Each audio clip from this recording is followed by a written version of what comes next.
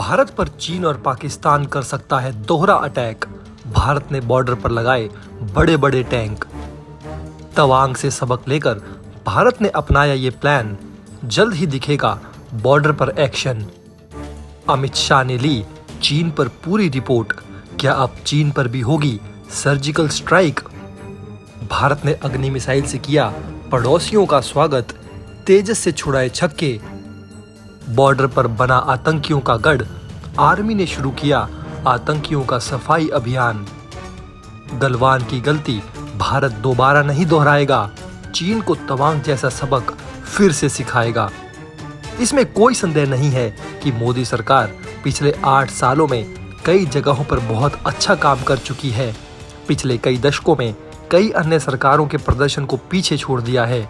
अन्य देशों के साथ राजनयिक संबंधों को मजबूत करने से लेकर भारतीय सेना को मजबूत करने तक कई महत्वपूर्ण विषयों पर ध्यान दिया गया है। चीन के साथ हालिया संघर्ष जो हाल ही में बढ़ रहा है, भारत के लिए एक बड़ी चुनौती है। हालांकि जब तक भारतीय और पाकिस्तानी रहे हैं, तब तक पाकिस्तान भारत का दुश्मन रहा है। इसलिए दोनों हमेशा एक दूसरे के खिलाफ परेशानी पैदा करने की कोशिश करते हैं। इसी वजह से चीन और पाकिस्तान के साथ 2 मोर्चों पर युद्ध की स्थिति में भारत भी अपनी सैन्य ताकत बढ़ा रहा है। हाल ही में अरुणाचल प्रदेश के तवांग में भारत और चीनी सैनिकों के बीच हुई संघर्ष के कारण भारत ने अब चीन को सफलतापूर्वक हरा दिया है और अपनी सैन्य शक्ति को मजबूत कर रहा है। दरअसल रक्षा मंत्री राजनाथ सिंह की अध्यक्षता वाली रक्षा अधिग्रहण परिषद ने 24 पूंजीगत अधिग्रहण प्रस्तावों को मंजूरी दे दी है, जिसके परिणाम स्वरूप करीब 84,000 करोड़ रुपए के नए उपकरणों की खरीदारी होगी, जिससे भारत की सैन्य शक्ति को पहले से ज्यादा मजबूत किया जाएगा। रक्षा अधिकारियों के मुताबिक जिन प्रस्तावों को मंजूरी दी गई है, उनमें माउंटेड गन सिस्टम, बख्तरबंद वाहन और रडार की खरीद शामिल है। इन 24 प्रस्तावों में भारतीय सेना के लिए 6, वायुसेना के लिए 6 और नौसेना के लिए 10 और भारतीय तट रक्षक बल के लिए 2 प्रस्ताव शामिल हैं। रक्षा मंत्रालय के अनुसार सम्मानित किए गए AON भारतीय सेना को भविष्य के पैदल सेना के लड़ाकू वाहन, लाइट टैंक और माउंटेड गन सिस्टम प्रदान करेंगे। इसके अलावा नई रेंज की मिसाइल प्रणाली, लंबी दूरी के गाइडेड बम, पारंपरिक बमों के लिए रेंज बढ़ाने वाली किट और उन्नत निगरानी प्रणाली के साथ भारतीय वायुसेना को और मजबूत किया जाएगा। भारतीय तटरक्षक के मामले में अगली पीढ़ी के गश्ती जहाजों को खरीद तटीय क्षेत्रों में निगरानी क्षमता को नई ऊंचाइयों तक बढ़ाएगी। अब ये भी ध्यान रखना महत्वपूर्ण है कि भारत में बनने वाले 97% उपकरण से भारत को एक बड़ा आर्थिक लाभ होगा। साथ ही रक्षा क्षेत्र में आत्मनिर्भरता भी मजबूत होगी। आपको बता दें कि भारत में निर्मित तेजस लड़ाकू विमान और ब्रह्मोस मिसाइल जैसे उदाहरणों के साथ मोदी सरकार लगातार रक्षा क्षेत्र में आत्मनिर्भरता को मजबूत करने में लगी हुई है। इसके अलावा हाल ही में भारत ने अपनी अग्नि 5 मिसाइल का सफल परीक्षण किया है। ये मिसाइल बीजिंग, शंघाई, ग्वांगजू और हांगकांग समेत पूरे चीन को निशाना बनाने में सक्षम है। चीन से बढ़ते तनाव के बीच भारत को ये बड़ी कामयाबी मिली है। मोदी सरकार के इन फैसलों का ही नतीजा है कि जहां एक समय भारत का रक्षा निर्यात लगभग शून्य था, वहीं आज भारत कई देशों को अपने रक्षा उपकरण बेच रहा है। पिछले 9 सालों में भारत का रक्षा निर्यात तेजी से बढ़ा है। अगले 6 महीनों में निर्यात के 8.3 अरब डॉलर तक पहुंचने की उम्मीद है। इस वित्त वर्ष के अंत तक निर्यात 15 अरब डॉलर तक पहुंचने का अनुमान है।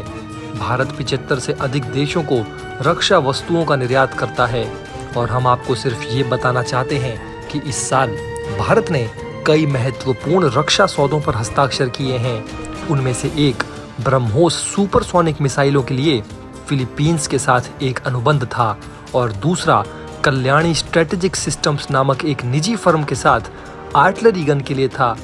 अभी सबसे महत्वपूर्ण बात यह है कि चीन और पाकिस्तान दोनों मिलकर भारत के साथ युद्ध शुरू कर सकते हैं। ऐसे में भारत पाकिस्तान और चीन के खिलाफ 2 मोर्चों पर युद्ध खड़ा हो सकता है और चीन और पाकिस्तान सोच सकते हैं कि ये भारत के लिए एक बड़ा झटका होगा। हालांकि भारतीय सेना हमेशा से ये कहती रही है कि वो एक साथ दो मोर्चों पर लड़ने में सक्षम है।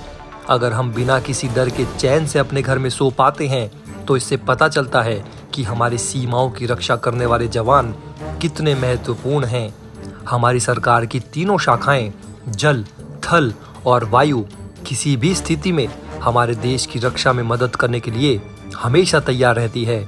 इसमें कोई संदेह नहीं है कि भारतीय सेना दुनिया की सबसे शक्तिशाली ताकतों में से एक है, लेकिन इसके सामने कई चुनौतियां और कठिनाइयां हैं।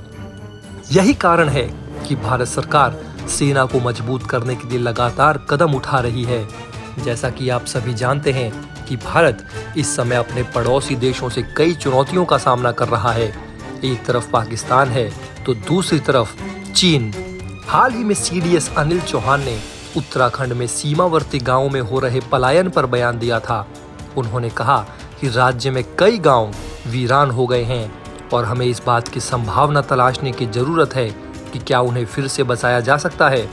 सीमावर्ती गांवों का भी देश की सुरक्षा में महत्वपूर्ण योगदान है, इसलिए ये महत्वपूर्ण है कि आबादी को यहाँ स्थानांतरित किया जा सके। इसके साथ ही उन्होंने सीमावर्ती क्षेत्रों में पर्यटन बढ़ाने की भी वकालत की। इसके अलावा गृह मंत्री अमित शाह भी अपने एक बयान में सीमावर्ती इलाकों को मजबूत करने को लेकर बयान दे चुके हैं। केंद्रीय गृह मंत्री अमित शाह ने हाल ही में पूर्वी क्षेत्र परिषद की बैठक की, जिसमें उन्होंने अंतर्राष्ट्रीय सीमाओं पर राज्य सरकारों से सीमा सुरक्षा बलों के साथ पूर्ण सहयोग करने का आह्वान किया। देखा जाए तो मोदी सरकार सीमावर्ती क्षेत्रों में बुनियादी ढांचे में सुधार करके सेना को मजबूत कर रही है। ये सरकार का मुख्य फोकस है और सरकार द्वारा शुरू की गई विभिन्न विकास परियोजनाओं ने चीन की भी रातों की नींद हराम कर दी है। आपको बता दें दोस्तों कि जब गलवान में सरकार सेना को पूरा सहयोग देती है तो ऐसी दिक्कतें नहीं आती। रसद और चिकित्सा देखभाल जैसी सुविधाओं तक आसान पहुंच होने से सैनिकों को इसका लाभ मिलता है। हाल ही में स्थानीय लोगों के लिए स्थिति में सुधार के लिए सरकार सीमावर्ती क्षेत्रों में बुनियादी ढांचे का निर्माण कर रही है। साथ ही आसपास के गांवों को आबाद करने और सीमावर्ती पर्यटन को बढ़ावा देने के प्रयास किए जा रहे हैं। इसलिए सीडीएस अनिल चौहान ने सीमावर्ती इलाकों को अहम बताया है। विवाद की स्थिति में होगा कि भारतीय सेना को राज्य सरकार से मिलेगी भरपूर मदद। हालांकि ये राज्य सरकार के सहयोग के बिना संभव नहीं होगा। केंद्र को इस मुद्दे पर राज्य सरकारों के साथ समर्थन की जरूरत है। इसलिए गृह मंत्री ने उनसे सीमा सुरक्षा को मजबूत करने में सहयोग करने को कहा है। तो दोस्तों, आपको क्या लगता है, भारत अपने बॉर्डर पर चीन और पाकिस्तान से कैसे भिड़ेगा और उनकी नापाक हरकतों पर क्या एक्शन होगा? आप हमें कमेंट बॉक्स में कमेंट करके ज़रूर बताएं। वीडियो को लाइक ज़रूर करें और चैनल को सब्सक्राइब करना ना भूलें।